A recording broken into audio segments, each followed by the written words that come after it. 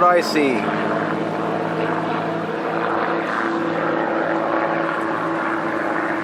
Focus, there we go, we got her.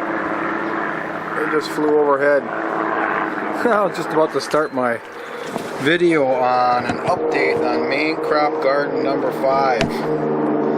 So we got what's called the EAA in Oshkosh, and now we have a lot of planes here in Manitowoc. And we're going to get a little bit of that. We're going to be getting that noise. I suppose the people in Europe recognize that sound back during World War II, huh?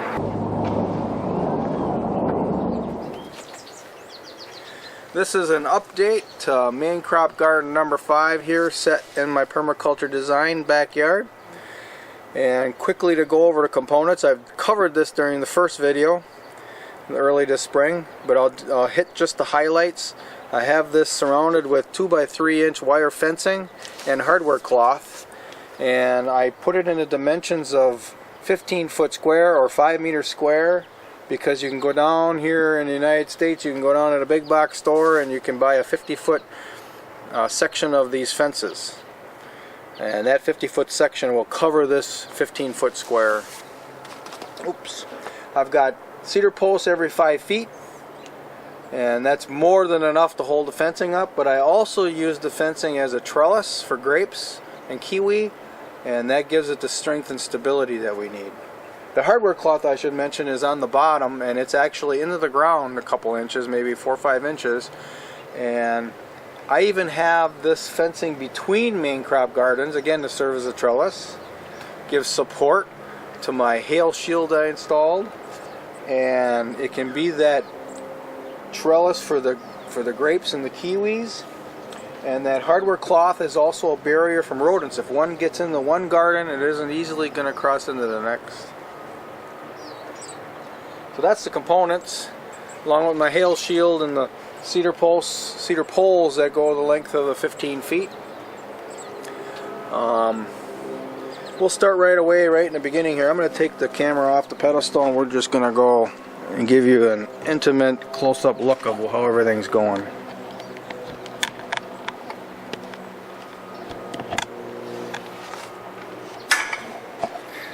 We'll go left to right this time.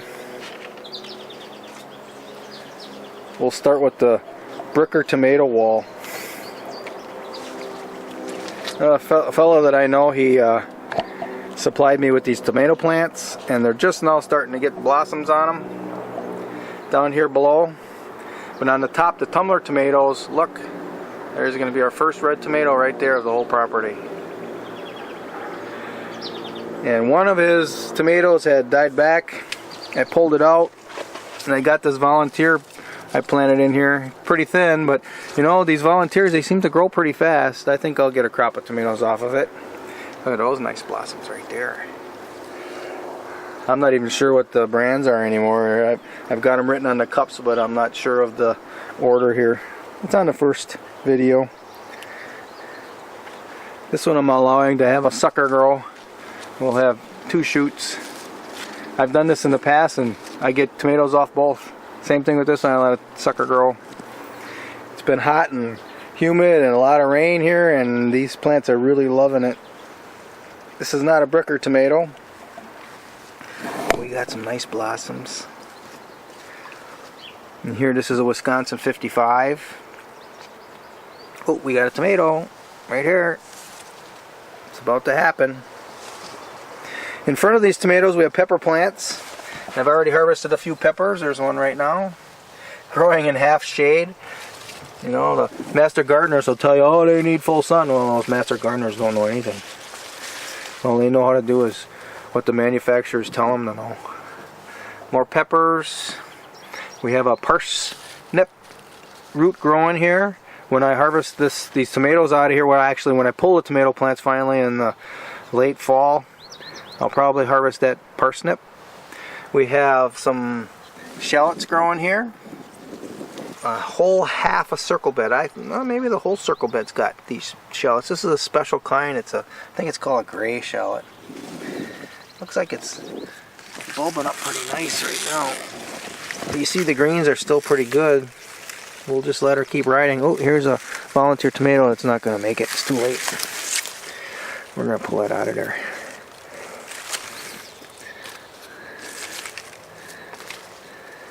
Here's another one. Here's another one. Jeez. I'm losing my ability to see those things. Here we got another pepper plant. Got peppers growing here in the shade. Look at that. And this is a circle bed here. I explained circle beds on previous videos. What it is that there's a circle bed coming around here, and in the center is a mulch pit. And I put kitchen scraps in there, and then I covered it with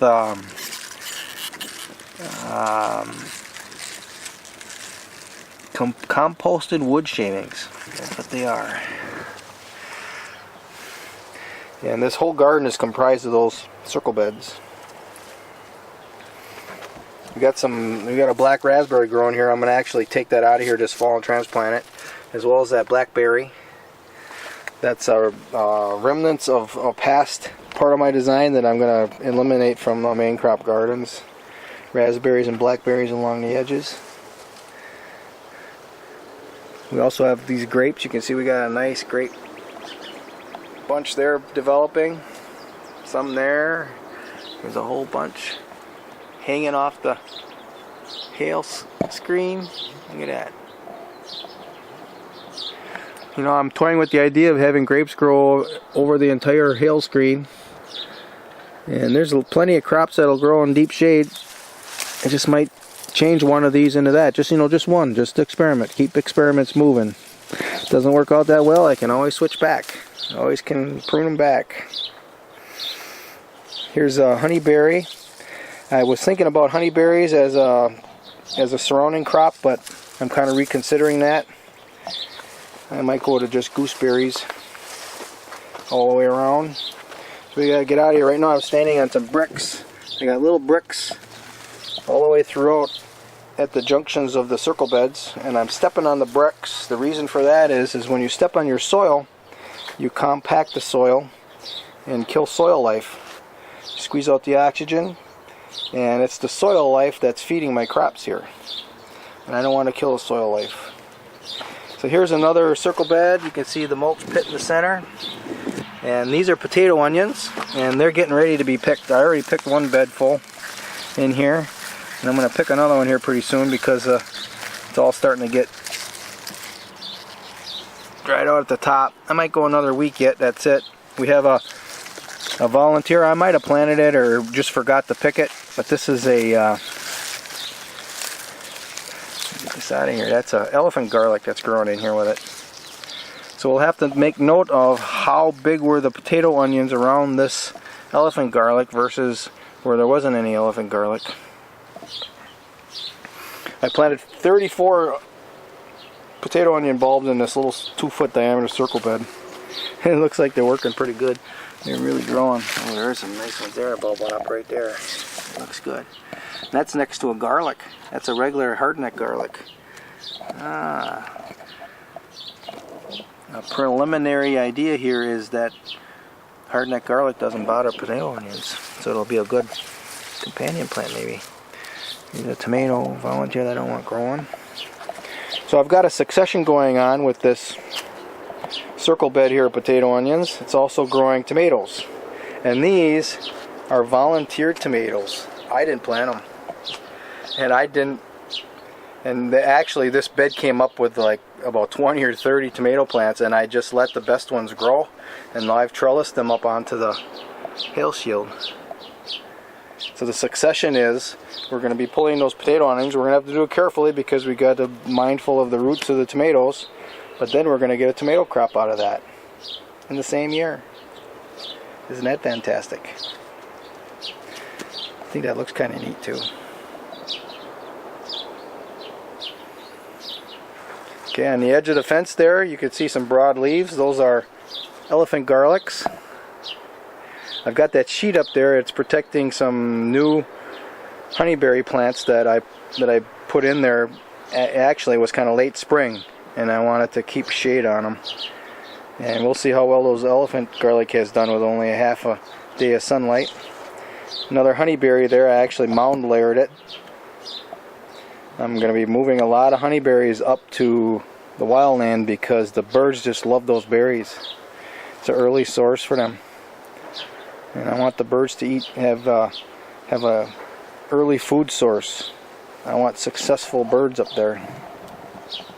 Okay, here's the circle bed that I claim to be cheating both time and space, and I'm still cheating it. If you remember, if you watched one of the early videos, the first thing I harvested out of here was as soon as the ground thawed out, I was taking skirt from it. And then I planted potato onions with radishes, and I ended up harvesting the radishes. Then I just recently harvested the potato onions. And before I harvested the potato onions, as soon as I took the radishes out, I planted these salsify, white salsify seeds in the bed. This first time I ever grew them. I don't know if we're going to have enough time to get them to develop a big enough root crop to harvest. First time I've done it. And you know, they had the shade conditions of the potato onions, and I planted them kind of late.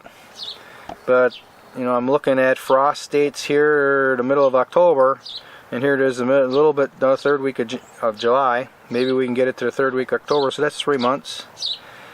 And if it looks like there's going to be some warmer periods in October and just a couple frosts, I'll just cover this up really good and take the covering off once it gets nice again. We'll see how it goes. I love the idea of growing salsify. Let's try it, something new and exciting. Now this corner is going to get a makeover this fall.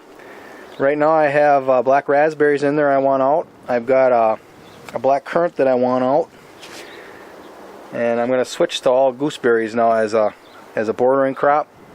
And grapes and kiwis. There's a kiwi growing in here, and I want that kiwi to actually take its place in this case, other than the gooseberry. There's also a pear tree that I'm pruning very heavily. Well, the idea is to give this pear tree a little more sunlight. And I like gooseberries better than currants, so we're kind of going in that direction. Some of the gooseberries are very sweet, very little tartness to them, and those are where I'm going to go. We have a blackberry growing in here. I'm going to be removing that too and transplanting it. There's a blossom there. We're going to get a couple blackberries off of it. All the blackberries here froze out. I thought some of them were going to make it, but they all froze out. But they did send out shoots below the snow line, and those shoots are what's producing some berries. These black raspberries are actually ripening already in the back, but here they're a little behind. We've got some May apples back here. See, there's a leaf of it right there growing in the shade, but no apples. They had blossoms, but no apples. We have some Azzaroli trees back here. This one had blossoms, but no fruit, so maybe they both have to blossom. We have a couple of flower types for bees to come and visit. See the yellow ones over there. Think of what else I have in here. I think that's it. And we have Kohlrabi. We have a whole lineup of circle beds. Now these are smaller circle beds. There might be 18 inches diameter. And there's Kohlrabi, and I had this just packed of Kohlrabi, and I've been thinning it out and eating them. But you can see the ones I'm leaving are getting pretty big. See, compared to my hand here. These are Cossack variety, and then I've grown them as heavy as 12.5 pounds. We have another volunteer tomato here. I'm tying up on this center post. We have an eggplant. When I took out this row of Kohlrabi, I put an eggplant and 2 pepper plants in place of them. And we got blossoms. We got thyme and we got blossoms. Oh, here's a weed on one in here. A couple of them. Come on, there's another pepper plant right there. Oh, here's a Celeriac. That was planted with the Kohlrabi, and the Kohlrabi was severely shading it out, and then when I started thinning them, it got some sunlight and up it come. Same thing with this ground cherry. We got some ground cherries coming.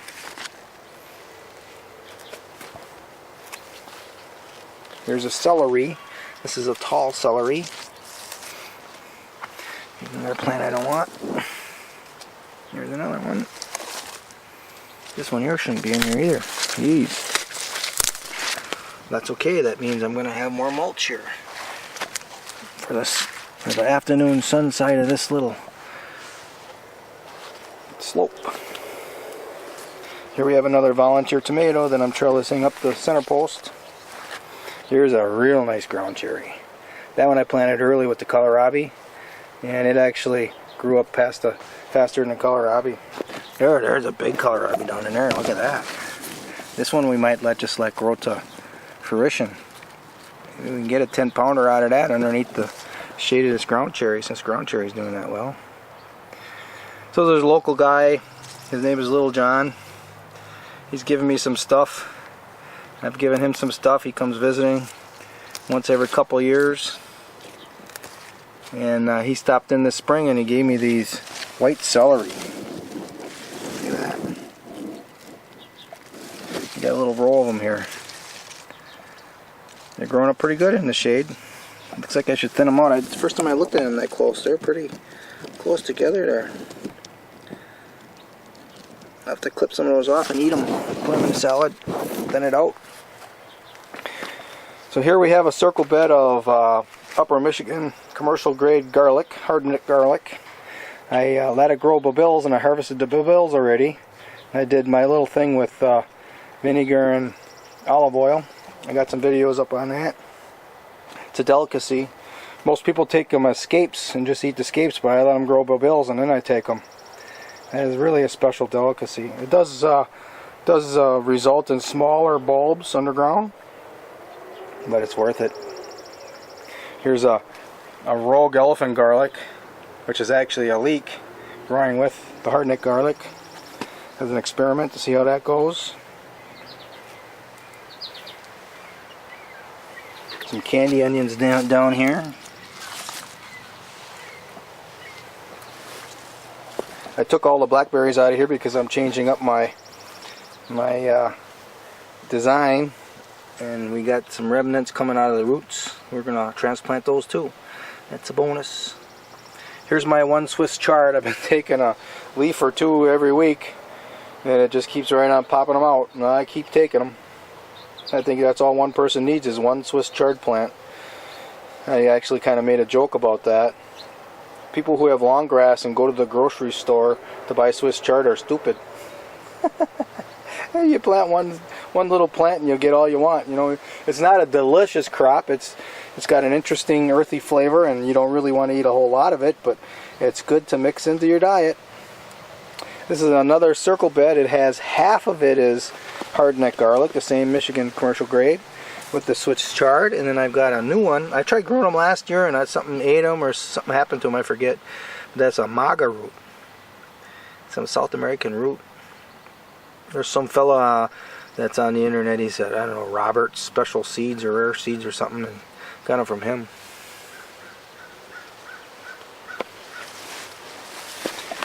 So here's a skirret that come up from seed. I'm letting it grow. I don't want to, these volunteer tomatoes that are just coming up now, they're not going to have the time. So we'll stick with this row or lineup of circle beds. Here's that ground cherry from way over in the other row. It's coming way over here. That's okay. This garlic is going to be harvested probably in the next couple weeks. Maybe even in the next week. So here we have a pea. I actually harvested a whole bunch of peas out of here already. Here's some I forgot or misplaced them in here. That's okay, we'll use them for seed, or maybe we'll dry them and we can put them in soups in the winter. Here's another plant I don't want in here. Now this is a full circle bed of Hardneck garlic with the peas. I actually was pretty successful growing peas with garlic. I'm going to do that again. It's the first time I tried that. In between circle beds I got a potato growing. I've been pruning it.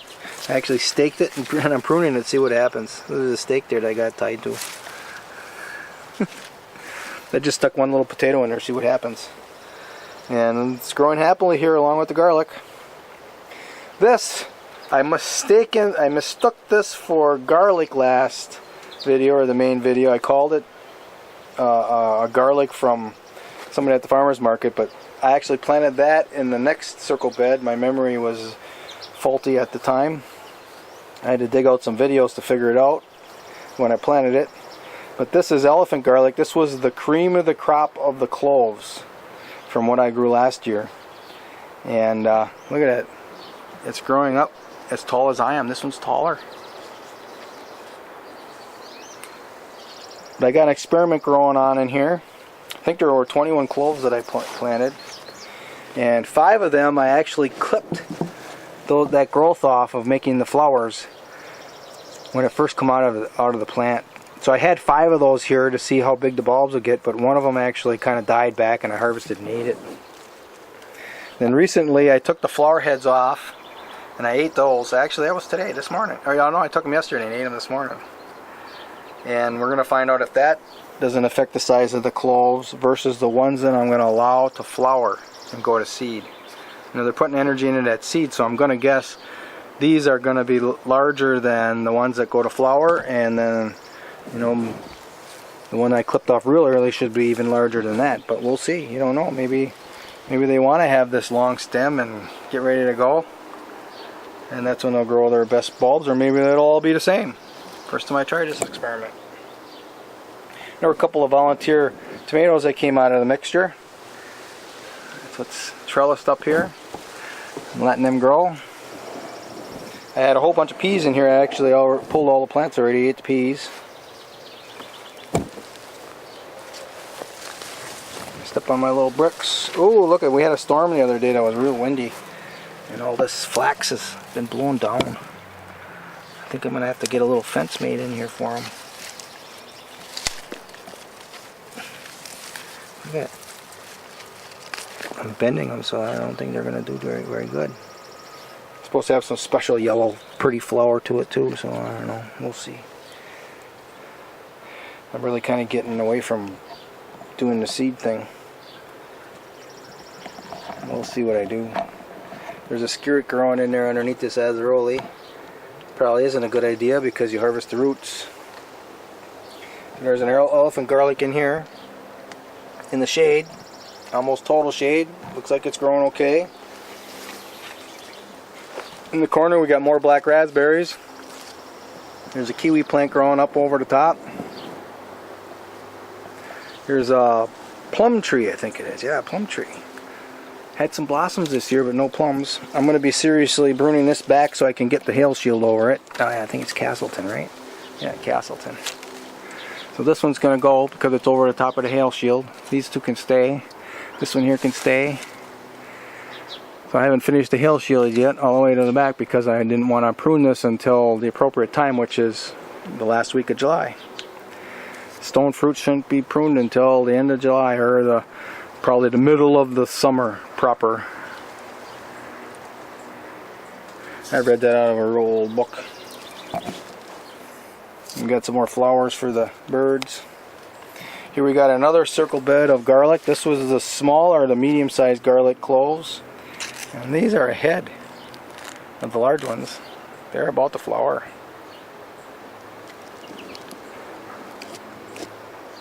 And I actually clipped a lot of those off, both early and later. Find out how that goes. Here you can see some of the peas are still intact here. I didn't pull these out of the ground yet. I think because they had some blossom. Oh yeah, it started blossoming again. So I thought, well, we'll let them go. And there's some small ones yet to fill out. So peas and elephant garlic do well together. There we got a black walnut seedling coming up. That's got to come out of there. I don't want any black walnuts near my main crop gardens. Oh, here's a volunteer that's been laying down and kind of missed it. Look at that. Pretty big. Might have to tie that up another one here. This one's even bigger. See, I don't come back to this area. When I do, I'm looking at peas. Get rid of these suckers here. And we'll come back here, tie those up. That's on the other side of the circle bed of elephant garlic. There's 2 there, and I'll have 2 on this side. Yeah, that looks good. Why not? See what happens. Here's another circle bed. This is actually half a bed of the same elephant garlic. This is a good King Henry. You're supposed to be able to eat the seeds, eat the leaves. Here's elephant garlic that's getting pretty spent. Some of this stuff I'm going to have to pick and hang up in the shed to dry. There's another one back in here in the shade. Look at that. Yeah, I know that one ain't going to be that big. It's got a thin stalk. Got some blackberries coming up. This one here I thought I had lived, and it ended up it was dead anyways. And it did send a side shoot out. It's going to make me a couple of berries. I love blackberries. I got an idea for this for next year. It ain't going to freeze out next year. I don't care how cold it gets. Here we have a circle bed of asparagus. I've had good results growing asparagus in the shade. So this is actually going to get half a day of sun in the morning. We have some Celeriac here. Ooh, it's bulbing up. Look at that. It's starting. So there's Celeriac. There's 3 Celeriac plants in here, and then I've probably got about 20 asparagus plants in here. I'm going to do a little thinning of them probably next spring. Get some of these weeds out of here. Let's take this rogue Celeriac branches out of here. Let the asparagus get more sun. See, they're laid down from that heavy rain, but they sent out new shoots that are going up. Let them work it out. Looks like there's some weeds growing back there, burdock. I'm not sure what that one is. I'm trying to think. I know the name and I can't think of it. This is mullein. Got a mullein growing in here. Now here's a gooseberry. I'm going to leave this gooseberry in here. This is a sweet one. We've got ripe ones all over the place. I've been eating them like crazy and I can't keep up. Oh, dropped that one. Yeah, pretty good. When you stop eating sugar like I did, these gooseberries like this, they've got a little bit of tartness to them, just a little bit. They're not really that sweet normally, but when you stop eating sugar, they're very sweet. Oh, there it is.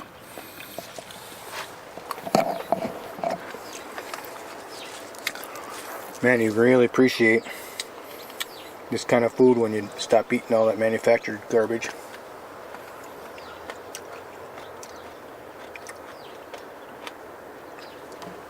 Now we're getting close to the end. Here we have an achira. This is an edible canna growing up here out of the mess. All this stuff that's going to blossom, these are skirts. This is a skirt bed that's on the sun side of a wooden fence. You can see the wooden fence in the background. This is for next spring harvest.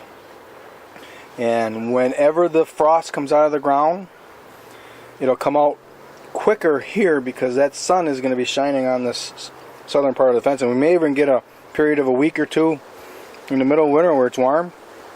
And I expect this to unthaw enough that I can harvest one of these for eating fresh food.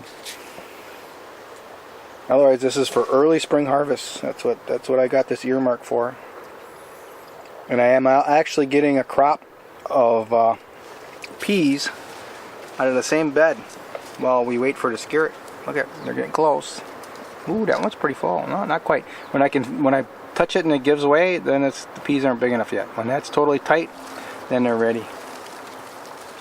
So there are 5 pea plants that actually grew up. I think I planted like a dozen pea seeds in here, and 5 of them raced up enough. I actually had to help them a little bit because the skirt is a monster. It wants to grow. It's really some fabulous stuff, that skirt. And then on the end, the last plant we can talk about is this Yacon. Yacon isn't a good storage food, but it's really an interesting flavored, sweet taste. These are actually good for people who can't eat sugar, who are diabetic, because the sugar is inulin.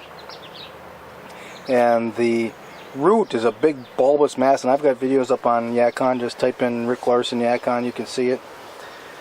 But it's got this bulbous, big bulbous root that's really juicy. It's sweet, it's crunchy, it's reminiscent of jicama, but it's even better, it's even juicier. Of course, you know, we don't get jicama up here fresh out of the soil, so maybe the reason why it's not as crispy and juicy is because it's in transition and transport. So that's it. That's an update on main crop garden number 5.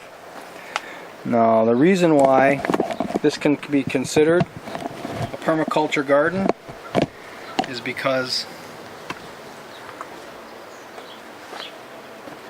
it's in a design. And in permaculture design, one of the main components, probably one of the most important sayings is it's a designing process that benefits both humans and the environment. And a part of the environment is all the wildlife. So surrounding my little main crop garden number 5 here, main crop garden is also a permaculture term. You know, the main crops that you can store into the future. The big bulk crops, the carbohydrate crops. But this little bitty section of my backyard is surrounded with all types of other perennial plants that benefit this garden. And I do things where I compost the plants, these perennials. I actually compost all the garden discards as well. I make teas out of them, and it comes back into the garden. And the idea is to make as many connections as you can. So this little garden is connected to all the other parts of this design, which, you know, somebody asked me to do an update on their backyard, but I think that'd take a 5-hour video. I have so much growing in here. But, you know, I'm bringing in all these birds, and I got possums and raccoons and other things coming and visiting, and they're all lending support, nutrient support. I got toads all over the place. You should see the toads are converting slugs to these big, wonderful fertilizer capsules. So that's all happening here. And if I had just this little garden here all by itself in the middle of a lawn, well, then it's no longer a permaculture garden. It's just not. Can't be. So I don't think I missed too much, and if I missed anything, maybe we'll pick it up the next time. So in the interest of time, that's it. I appreciate you for watching.